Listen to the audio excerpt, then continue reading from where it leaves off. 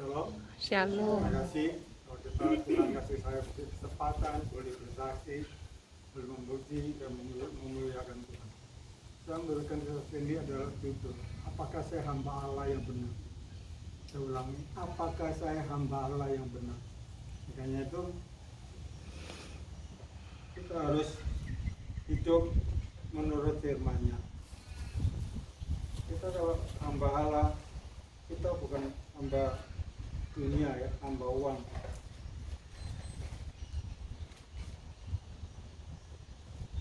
Nah, ini saya ambil di dalam 1 Korintus 6 ayat 9. Atau tidak tahu kamu bahwa orang yang tidak adil tidak akan mendapat bagian dalam kerajaan Allah. Jangan sesat, orang cabul, orang penyembah berhala, orang berzina, orang banci. Nah, ini orang banci ya. Tuhan tidak menciptakan orang banci, hanya laki dan perempuan, tidak ada banci. Orang pemburit, pencuri, orang kikir. Nah ini kikir. Kikir bukan kikir otak besi, tapi kikir itu ada orang yang pelit. Nah saya dulu orang yang paling pelit.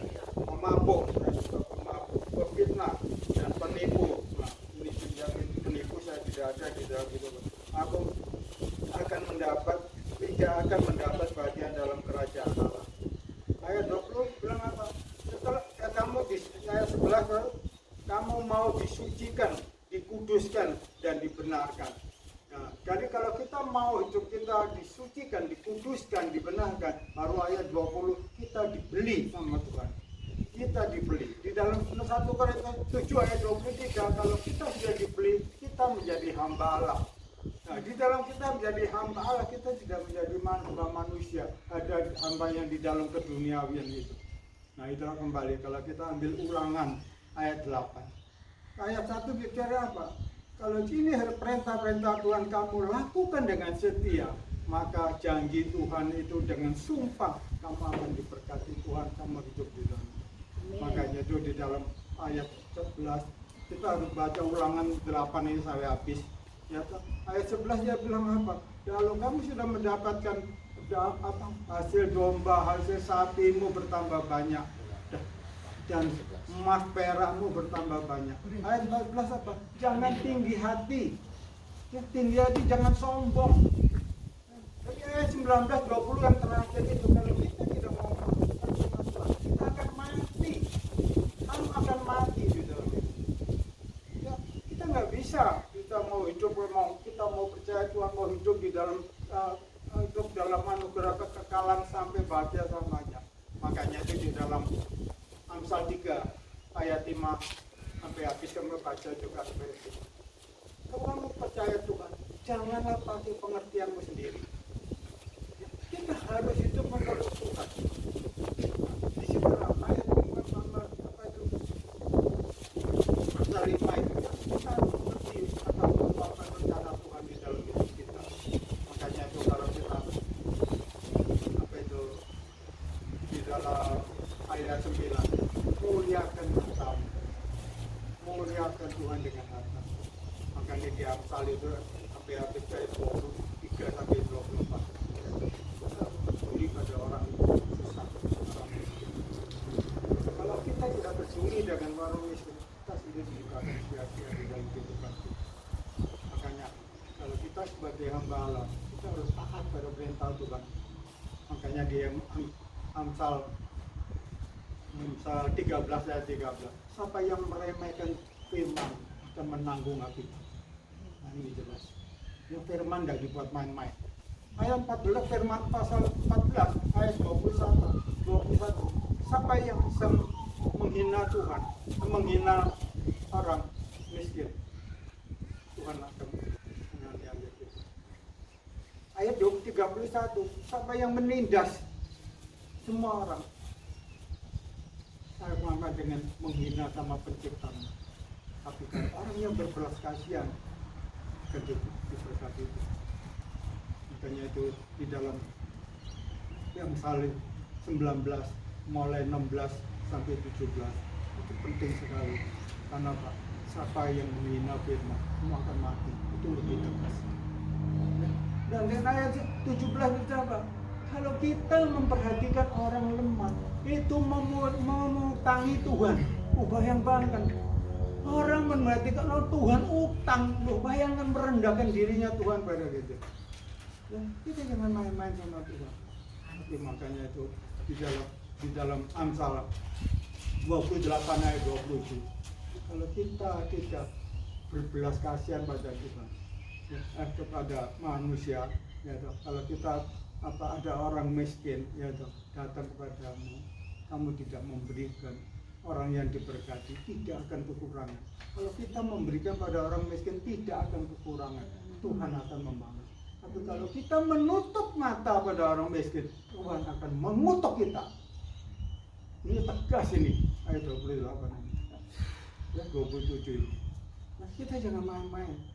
Galatia 6 ayat 7 ayat 8, dia bilang Allah jangan sesak, Allah tidak mau dipermainkan. Apa yang ditabur dalam daging kamu akan menaik biasa. Kita kembali, saya berfirman kembali sampai Lot itu kejadian, kitab Kejadian, tapi di perjanjian baru di Lukas 17 ayat 32. Ingat istri Lot. Jadi kita harus tahu, ingat istri Lot, istri saya jangan sampai seperti Lot. Kita Lot sudah diselamatkan, tapi istrinya akan menoleh ke belakang, ribut dengan kekayaannya. Kekayaan tidak berarti. Ya, kita harus ingat, kita harus dukung. Kalau suami melayani Tuhan untuk pekerjaan Tuhan, suami istri harus mendukung. Nah, ini yang paling penting di dalam kehidupan kita. Kadang-kadang istri kadang-kadang menghambat. Ini agak canggih. Sekali saya adalah istri lo. Ingat perempuan pelacur. Memberikan minyak narfatu. Pelacur itu apa? Sudah diselamatkan Tuhan karena dia ingat sama Tuhan. Dia memberikan minyak narfatu yang harganya 300 dinar. Itu pekerjaan setahun, 1 hari 1 dinar. 1 tahun diberikan sama Tuhan. Itulah kembali. Kalau kita tidak mau berdosa, kita harus ingat Tuhan. Ingat Tuhan apa? Berarti ingat gereja. Gereja itu ciptaan Allah. Ya, mikir keluarga, ingat panti asuhan. Itu karena Yakobus 1 ayat 27. Ya, ibadah yang sejati itu adalah apa? Mengunjungi panti asuhan. Jadi kalau kita diberkati, kita harus menjadi bersaluran. Karena di Zakaria 8 ayat 13. Dulu kamu yang dikutuki, saya support orang yang terkutuk dari turunan nenek moyang kita.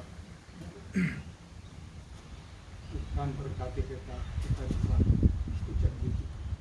Hanya sabar hidup ini saya ucap syukur. Kalau kita sudah melakukan sebagian melakukan Tuhan, karena dimana saja kalau kita Tuhan sebagai tukang kayu, saya sebagai segala tukang, saya suka pergi ke desa-desa melayani itu. Ya, kalau kita melayani di desa, di gereja kecil itu lebih enak. Apa yang kita berikan kita cukup bisa selesai. Tapi gereja besar mintanya itu yang kelas-kelas. Misalnya gitar. Wah, mintanya itu harus yang ratusan juta gitar. Tapi kalau gereja desa cuma yang terbaik buatan Indonesia, kita mampu dalam itu. Ya, gereja rusak, kita harus menjadi saksi. Bagaimana kita harus menjadi saksi? Ya, itu di Matius 24 ayat 14 itu kita harus saksi sampai di seluruh bumi. Ya, saya mengucap syukur kepada Tuhan ya, karena waktu. Ya, pada hari kemarin dulu mata saya mulai bisa baca firman dengan enak. Haleluya. Dengan tidak berat sekali. Kalau berapa hari sudah berat, sudah nggak bisa baca. Tapi Tuhan itu tahu. Karena pada Wahyu 3 ayat 8. Aku tahu kemampuanmu tidak seberapa. Tapi kamu mau melakukan.